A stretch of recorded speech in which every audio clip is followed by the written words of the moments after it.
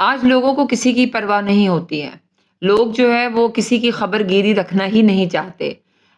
लोग ये पसंद ही नहीं करते कि हम जो है वो किसी के साथ कोई अच्छा कर लें या किसी की कोई मदद कर दें।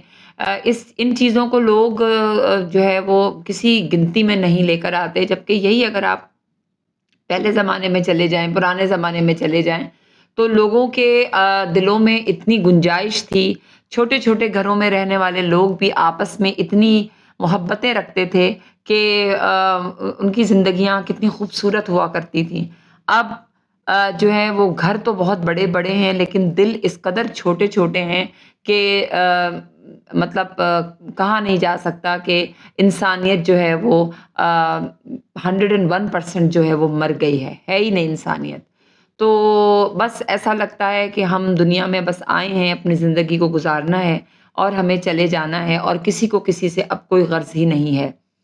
खून के रिश्ते तो रिश्ते जो है वो गैर भी जो है ना अब बिल्कुल वो वाली बात नहीं रही है। लिहाज़ा इन चीज़ों को सोचने की शदीद ज़रूरत है।